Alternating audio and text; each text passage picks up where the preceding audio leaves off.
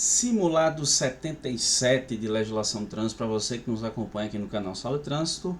Sempre 3 questõezinhas em cada vídeo que nós fazemos, nossos comentários respondendo as questões, conteúdo 100% gratuito. Já são mais de 250 questões de legislação de trânsito respondidas e comentadas aqui no canal e vem mais por aí, viu?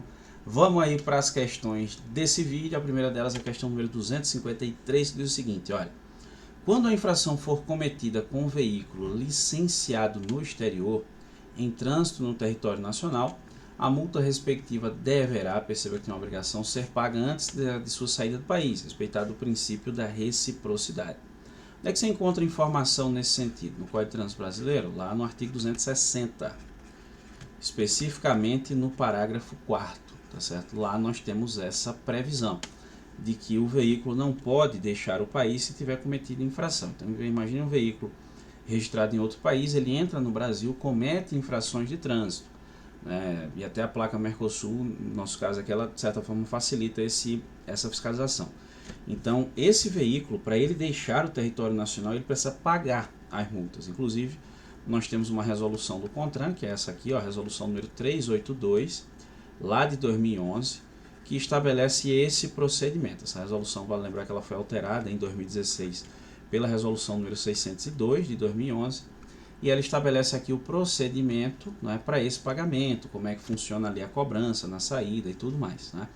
Mas assim, a afirmativa em si, você pode dizer que ela está correta, beleza? Vamos para a questão número 254, olha, a questão aqui é a seguinte: Júnior conduziu o veículo da empresa que estava com a lâmpada queimada. Vou destacar aqui primeiro, ó, o veículo é da empresa, lâmpada queimada e o licenciamento em atraso. Quantos pontos serão registrados em seu prontuário? Prontuário de quem? De Júnior. Aqui a gente precisa fazer uma distinção, né, que até em outros vídeos nós tivemos questões semelhantes a essa, né? Infração de responsabilidade do proprietário e infração de responsabilidade do condutor, tá certo? O proprietário é sempre responsável pelas infrações relacionadas ao veículo. Quando eu me refiro ao veículo, eu estou falando de documentação e eu estou falando de equipamento obrigatório.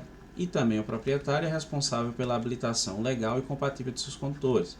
Significa dizer que, a depender da irregularidade praticada, ou seja, o condutor não tem habilitação, o proprietário também é penalizado. E o condutor, ele vai ser responsabilizado pelos atos praticados na direção do veículo. Isso aqui é responsabilidade do condutor. Se ele avançar um sinal vermelho, se ele estiver dirigindo falando no celular, se ele estiver sem cinto, se ele estiver sob influência de álcool, isso é infração de responsabilidade do condutor.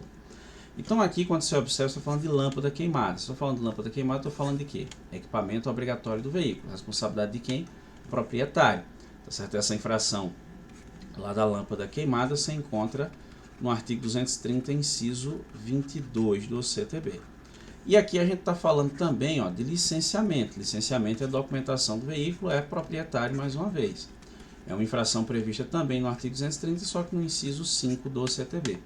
Então perceba que são duas infrações de responsabilidade do proprietário. Aí você deve estar se perguntando, e se esse proprietário for pessoa jurídica, como é que fica aqui a situação dos pontos? Não vai para ninguém, mas nem para Júnior, não, se a infração é do proprietário. O proprietário não tem habilitação, não tem problema nenhum. Se fosse pessoa física e o cara não fosse habilitado, também não tinha ponto para ninguém. Por quê? Porque o cara não tem habilitação. Significa dizer que essa pontuação vai sobrar para o condutor porque tem que sobrar para alguém. Não. Vai sobrar para quem a lei estabelece. Agora, se a pessoa que a lei estabelece, seja ela física ou jurídica, não tem prontuário, não tem pontuação. Então, nesse caso, a resposta correta é a letra D. Não tem nenhum ponto para Júnior, apesar das duas infrações cometidas aqui, tá certo? Terceira e última questão desse vídeo, olha, da notificação que impõe a penalidade, deverá constar a data de término do prazo para apresentação de recurso pelo responsável pela infração, que não será inferior a 30 dias, contados da data da notificação de penalidade. Olha, que é o seguinte, imagina, o sujeito cometeu uma infração, sei lá, estava sem o cinto de segurança, infração lá do artigo 167 do CTB, beleza? Esse cara aqui foi autuado, né? Esse cara aqui foi notificado, esse cara aqui fez a defesa, né? A defesa desse cara aqui foi julgada e ele perdeu. Então houve a notificação de imposição de penalidade. Aqui ele tem a possibilidade de pagar ou aqui ele tem a possibilidade de entrar com um recurso à Jari, beleza? A pergunta é, certo?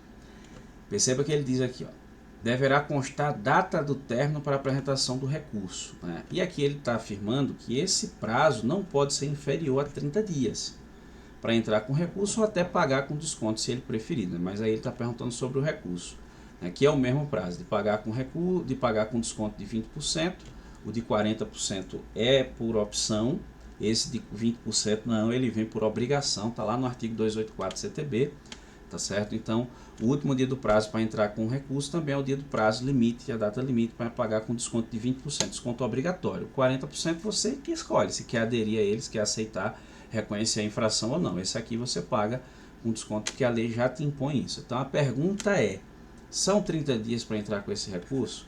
A resposta está aqui, ó, artigo 282, parágrafo 4º do Código de Trânsito Brasileiro. Qual é esse prazo? 30 dias. Então significa dizer que a afirmativa aqui ela está correta, beleza? E com isso a gente fecha mais um simulado de legislação trans, simulado 77, né, com mais 3 questõezinhas aí esclarecendo as dúvidas. E você me conta quantas você acertou. Deixa aí nos comentários que a gente vai trocando ideia, vai conversando, vai esclarecendo dúvidas, se tiver, se concorda, discorda de algo, fica à vontade. Vai deixando aí que a gente vai trocando informação e aprendendo todo mundo junto. Beleza, pessoal? Agradeço muitíssimo a você que me acompanhou até aqui. Um grande abraço e até a próxima.